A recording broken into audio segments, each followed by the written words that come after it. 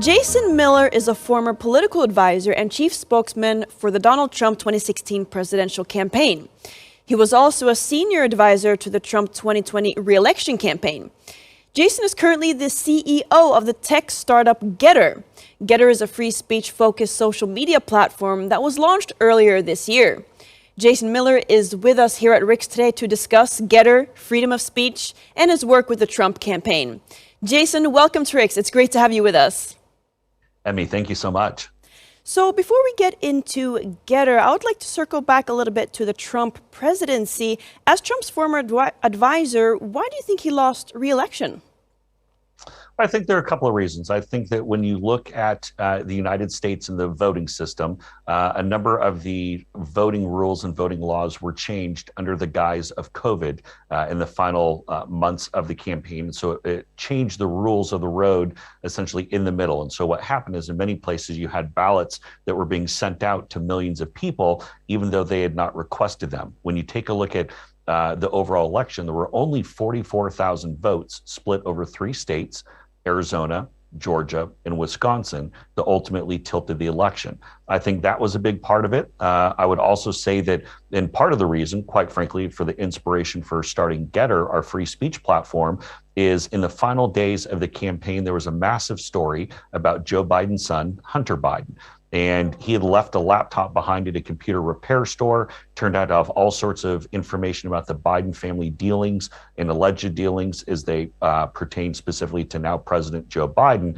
And big tech and big media in the United States colluded to not share that story. In fact, they actively suppressed it. Twitter, Facebook would not allow people to share that story on their platforms. After the election, 1 out of every 6 Biden voters, at least according to a poll done by the Media Research Center, so they would have reconsidered their vote for Joe Biden if they knew about those concerns of grifting and alleged international corruption. And so I think there are a number of things there. And look, America is still very much a divided country. I think President Trump did a lot to help the working men and women of the country, but for the media elites, the financial elites, this was something that they very much were trying to work against President Trump from the beginning, whether it was the fictional Russia hoax or anything else, or the impeachment efforts by his partisan detractors. It's still a divided country, but I'm optimistic President Trump runs again in 2024. Yeah, we'll get into big tech in a little bit here. But is there any room for improvement here? Was there anything you could have done better, for example? So what did you do correctly, for example, in 2016 that you could have done in 2020? Yeah, really smart and insightful question. In 2016, President Trump caught big tech and big media and really even kind of the financial elites off guard. They didn't believe he had a chance, and then he surprised everyone on election night with his big win. Of course, many of us on the team saw the data and we were confident in the victory, but it surprised most people in the media. But President Trump did not sneak up on anyone in 2020. And in fact, we saw the active suppression by big tech on his messaging, or even on negative messaging about some of the opponents. And so I think if we could have done things a little bit different, if I were to kind of look in the rearview mirror, I wish that there would have been an alternative social media platform like Gettr that was started in 2020 before the election. I think that would have been one. I think when we talk about our messaging as a campaign, I think for too long we were caught in kind of this false binary choice regarding COVID handling, where it's either keep people safe or get the economy back open. And I don't think that most people wake up and say, I either want to A, be safe, or B, have a job. What people want is to get life returning to normal. And we closed out the final few weeks of the campaign with that message. I wish we'd started that message a little bit earlier, saying that Joe Biden wants to keep us locked up. We want to return life to normal in a safe and healthy way. And I think that would have been a little bit smarter messaging. But if President Trump does decide to run again in 2024, and I have the honor of helping him again, that'll be something I think we'll be smarter about. So how are things looking in general for the Republican Party, with many major cities now turning blue? Yeah, so what we've seen are all the polling that we're seeing. The United States has midterm elections coming up in 2022. So what would be my midterm is in the in-between point between the 2020 and 2024 presidential elections. every member of Congress will be up for re-election, then 1/3 of our United States senators will be up. All of the polling shows that Republicans should retake the House, the lower house, by a pretty large margin, and also very well positioned to take back the Senate as well, which right now there's the tiebreaker that the Vice President Harris is able to cast to go and give Democrats the control of the Senate. So it looks like with the midterms coming up that between Biden's hyperinflation crisis, the crisis at our southern border, the absolute global disaster in Afghanistan, with the way that was handled, even seeing China threatening us in the South China Sea and their aggression becoming more prominent, and just an overall sense of weakness, I do think Joe Biden, the Democrats, will be in for a pretty rude awakening in the midterms next year, and then we'll be on to 2024 in the next presidential race. So it never stops in the U.S.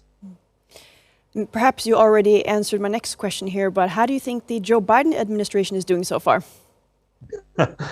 Somewhere between terrible and really terrible. I think that, I don't think that even President Trump would have expected that everything that he predicted about Joe Biden happening would actually happen, or that it would even be this bad. Sometimes on the campaign trail, there's a lot of hyperbole. There's a lot of, saying things to kind of bolster one's opinion. And of course, everyone says that under the opponent, things will get worse. I don't think anyone could have predicted Joe Biden would have been this bad. At the outset of the Biden administration, I thought that maybe it was the more the extreme left that would be in control. The Elizabeth Warrens, the Bernie Sanders, Kamala Harris, that it would be the leftist, but almost more scary is the fact I don't think anyone's in control. You look at the complete lack of faculties, the lack of leadership that we're seeing from the White House, and I truly am worried for our nation's safety, not just against the obvious threat, say what happens with the Taliban or an Ayatollah in Iran, but even against terrorist actors, or even against countries such as China or Russia, who continually press and test the United States by pushing their aggression. So I want to move along a little bit to more big tech related questions. So you're the CEO of a new social media platform called Gettr. Can you tell us a little bit more about that? Absolutely. So we launched Gettr on July 4th of this year. So we're only about 70 days old, and we already have 2 million users on the platform, 1 million in the United States, 1 million globally, with about Congratulations.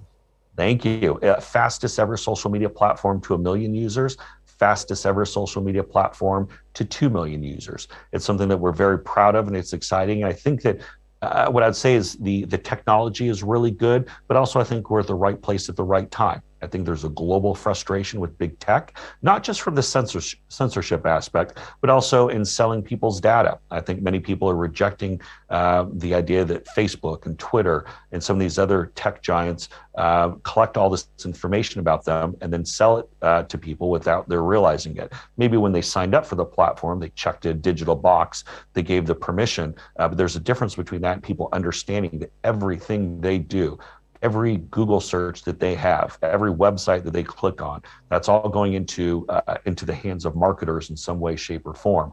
Our value proposition, what makes us different, is that we will never censor or deplatform or shadow ban anyone for their political beliefs. Now, we have a proactive and robust moderation policy. Of course, we oppose having pornography on the site, or ISIS imagery, or people threatening illegal activity. Of course, we work with both an AI component and with human moderators to prevent against that and to remove any such material. But our goal is to make sure that your free speech, your political free speech, is never altered, that nobody ever interferes with it. Because once we lose that ability, not just here in America, but also around the world, then we effectively become communists, or then we become a fascist state where free speech is not so free. Some people have argued that the power of big tech is out of control and that big tech needs to be regulated. What's your view on that? So there are a couple of thoughts here. Yes, I'm obviously I'm a CEO of a social media company now. Part of the reason I did that because I was so frustrated with what I saw big tech do. In the United States, there's a thing called Section 230. I would not expect anybody in Sweden to know what Section 230 is, nor would I expect most anybody in America know what that is. What that says is if you're an online platform, it started back in the 90s with blogs. If you remember blogs back in the day. That if you're simply allowing people to post content, then that means that you're a platform. You cannot be held liable for what people say or what they do on that platform, unless it's some outwardly illegal activity. As soon as you start to editorialize or start to pick winners and losers in that, then you effectively become a publisher, such as a newspaper like the New York Times or the Washington Post or or something of that nature. I do think that there is Section 230 reform that's needed in the U.S. And I think that obviously every country around the world has some level of frustration. But I do think that too much power is consolidated in the hands of the few.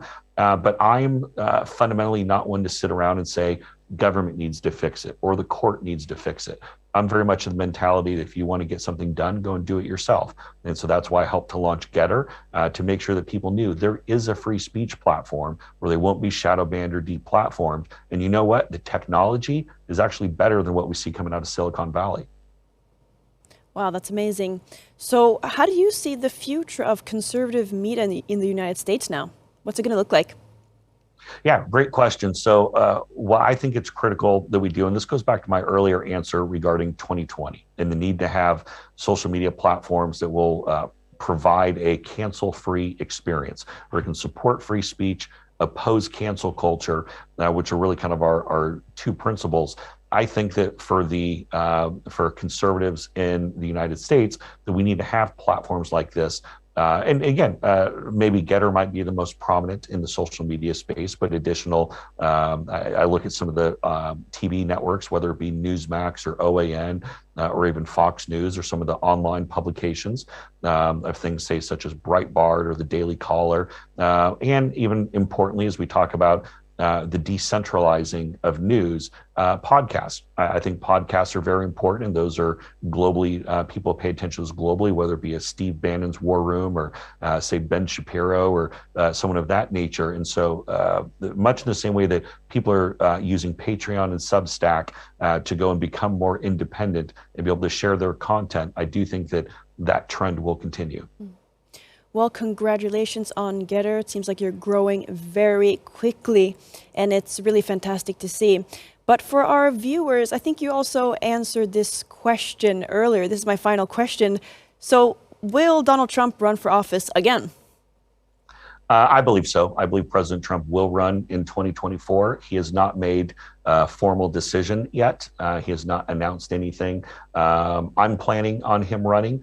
I fully plan on supporting him and working with him. To be honest with you, I don't think I'll have much of a choice. I think I'll be drafted and pulled into it. But I think that for all of the media conjecture, that we can't have any more mean tweets, that if we just return to some aspect of civility, the world would go back to normal. And I'd simply point to Afghanistan, what's happening with Hamas, what's happening with Iran, China, the U.S. southern border, hyperinflation, to say, you know what, I'd rather have a couple of mean tweets and have those not be problems. Thank you so much, Jason, for joining us here at Riks today, where we want to congratulate you again on Gettr. Thank you so much. Emmie, thank you. And thank you, everyone, for watching Riks.